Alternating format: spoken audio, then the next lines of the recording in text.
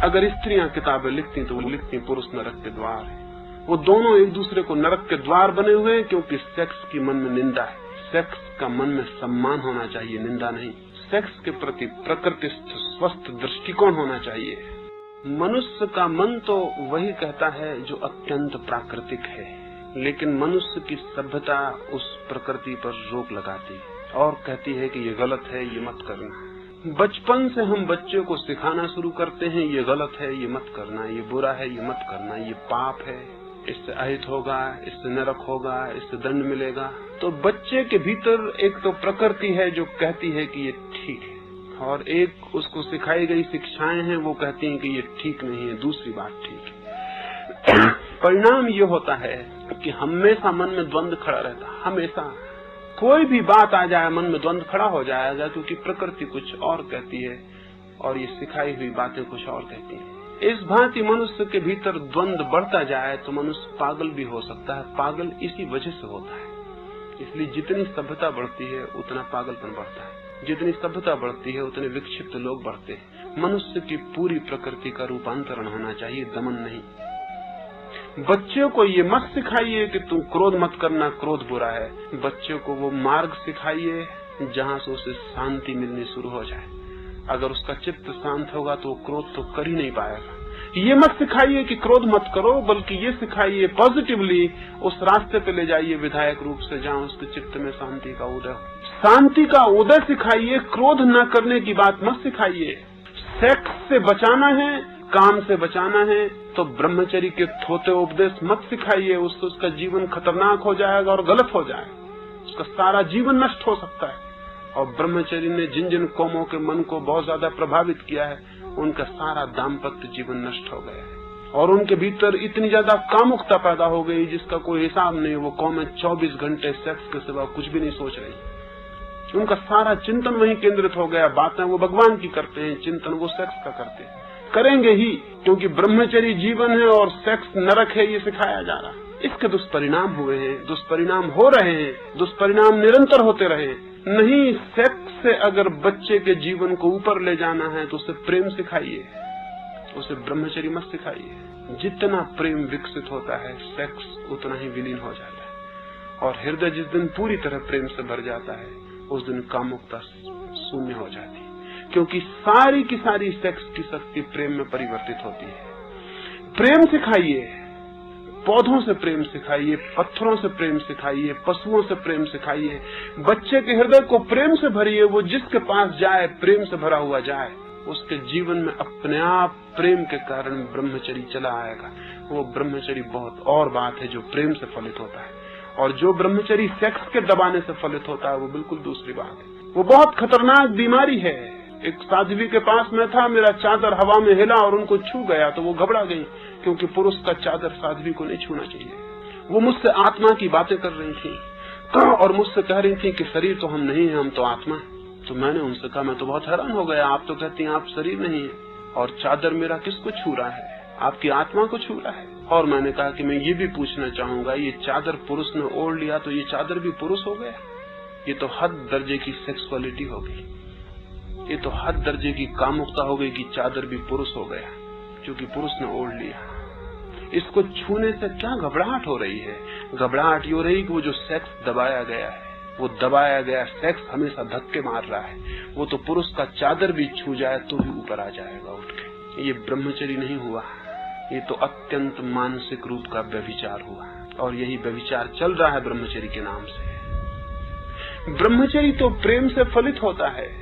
जब हृदय परिपूर्ण प्रेम से भर जाता है तो ब्रह्मचर्य अपने आप फलित होता है। ब्रह्मचर्य की शिक्षा मत दीजिए, प्रेम सिखाइए और फिर देखिए कि जीवन में कैसा रूपांतरण होता है। मेरा कहना यह है कि हमारी सारी नैतिक शिक्षा गलत होने से मन दो हिस्सों में टूट जाता है। प्रकृति कहती है सेक्स और शिक्षा कहती है ब्रह्मचर्य। बस टूट हो गई, खतरा हो गया। अब जीवन कष्ट में पड़ेगा, दुविधा में पड़ेगा, खंड खंड हो जाएगा, कॉन्फ्लिक्ट पैदा होगी और उसी में आदमी टूटता है और नष्ट होता है। मैं कहता हूँ कि प्रकृति का तो विरोध घातक है, प्रकृति का विरोध घातक है। प्रकृति का परिवर्तन, प्रकृति का ट्रांसफॉर्मेशन, प्रकृति का ऊर्ध्वगमन तो सहयोगी है। सेक्स के दुश्मनी में मत खड़े हो जाइए, प्रेम के पक्ष में जीवन को विकसित करिए। जितना प्रेम विकसित होगा, सेक्स की शक्ति प्रेम में अपने आप समाहित होती चली जाएगी। जिस दिन प्रेम पूरा हृदय में भर जाएगा, उस दिन उस हृदय में कामुकता अपने आप विलीन हो जाएगी और किसी भांति से कामुकता विलीन नहीं होती। और सब भांति के उपाय असफल हुए हैं, लेकिन ईमानदारी से चिंतन नहीं है, इसलिए छोटी बातों को भी हम दोहराए चले जाते हैं और उन पर कभी विचार भी नहीं करते। मन दो नहीं है, मन दो कर दिए गए। मन एक ही होना चाहिए, और एक ही होने का ये मतलब नहीं कि मन पशु हो जाए। नहीं, मनुष्य के भीतर जो पशुता जैसी मालूम होती है, उस एक ही मन को बिना खंडित किए विकसित किया जा सकता है। और वही पशुता जो है ठीक ठीक विकसित हो तो दिव्यता में परिवर्तित हो जाती है। तो ये मन का जो द्वैत है, ये गलत शिक्षा, गलत संस्कृति, गलत सभ्यता, गलत धर्मों की शिक्षा का परिणाम है। और ये द्वैत तो होगा। मैं एक घर में ठहरा था, गृहिणी ने मुझसे कहा, मैं अपने पति को बहुत प्रेम करती हूँ, अथक प्रेम करती हूँ, उन्हें परमात्मा ही की तरह मानती हूँ, लेकिन फिर भी कलह हो जाती है, रोज कलह हो जाती है। छोटी छोटी बात पर कलह हो जाती तो हैरानी होती है, जिसको मैं परमात्मा की तरह मानती हूँ, इतना प्रेम करती हूँ, उससे छोटी छोटी बात पर कलह क्यों हो जाती है?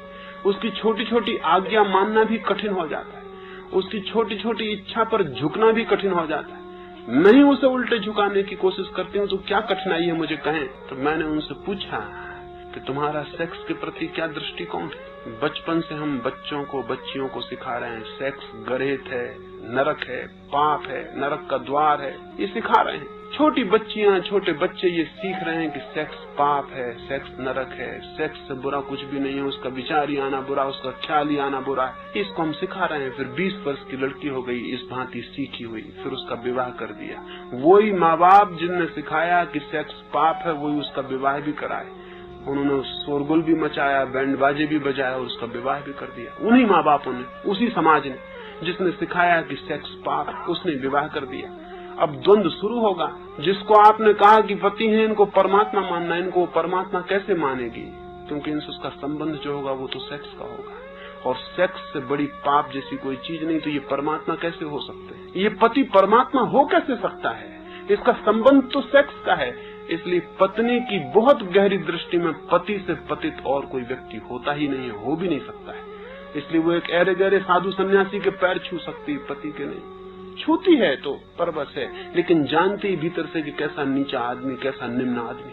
वो पति भी जानता है कि पत्नी नरक का द्वार है। ये साधु सन्यासी सिखा गए कि नरक का द्वार है, यही तो तुमको लिए जा रही नरक में। एक महिला मुझसे रास्ते में पूछती थी ट्रेन में कि मुझे ये बताइए, स्त्री पर्याय से मुक्ति कैसे मिले? ये बेवकूफों ने सिखाया हुआ है कि स्त्री पर्याय से मोक्ष नहीं हो सकता। जैसे मोक्ष भी ये देखता है देह और नापजोक रखता है कि कौन पुरुष कौन स्त्री, ये पुरुषों ने सिखाया है स्त्रियों को। और अगर स्त्रियां नरक के द्वार हैं तो फिर स्त्रियां तो अब तक नरक गई ही नहीं होंगी, क्योंकि उनके लिए अगर पुरुष द्वार ना हो तो वो नरक कैसे जाएंगी? अगर स्त्रियां किताबें लिखती तो वो लिखती पुरुष नरक के द्वार है। वो दोनों एक दूसरे को नरक के द्वार बने हुए हैं, क्योंकि सेक्स की मन में निंदा है। सेक्स का मन में सम्मान होना चाहिए, निंदा नहीं। सेक्स के प्रति प्रकृतिस्थ स्वस्थ दृष्टिकोण होना चाहिए। जानना चाहिए कि वो जीवन की अत्यंत अनिवार्यता है, और जानना चाहिए कि सारी प्रकृति उस पर खड़ी है, सारा विराट सृजन उस पर खड़ा हुआ है। सेक्स से बड़ी शक्ति नहीं, सेक्स से बड़ी फोर्स नहीं, उसी पर तो सारा खेल है। फूल इसलिए खिलते हैं, वृक्ष इसलिए खिलते हैं, पक्षी इसलिए गीत गाते हैं, बच्चे इसलिए पैदा होते हैं। सारी दुनिया में जो भी क्रिएटिविटी है वो सब बुनियाद में सेक्स से संबंधित है।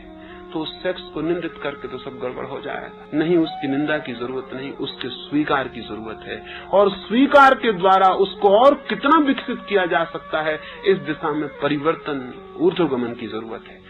सेक्स जरूर एक दिन परिवर्तित होकर ब्रह्मचरी बन सकता है, लेकिन सेक्स के विरोध में लड़के नहीं, वरन सेक्स के प्रति अत्यंत सम्मान, अत्यंत सहृदता, अत्यंत सहजता, अत्यंत मैत्री पूर्वक उस शक्ति को परिवर्तित किया जा सकता है। और मार्ग है कि प्रेम विकसित हो, मार्ग है कि प्रेम विकसित हो तो सेक्स की अपने आप गति में होता है। जैसे कि पानी को बहाव देना हो, हम एक नाली बना दें तो पानी उससे बहने लगता है, और नाली ना हो तो फिर पानी कहीं भी बह जाता है। प्रेम की नाली अगर भीतर चित्त में निर्मित हो तो सेक्स की सारी एनर्जी प्रेम में परिवर्तित होती है और बहती है। लेकिन हमारी सारी शिक्षा भूल से भरी, सारी संस्कृति भूल से भरी है, और इसलिए मनुष्य का चित्त रुग्ण से रुग्ण होता चला गया है।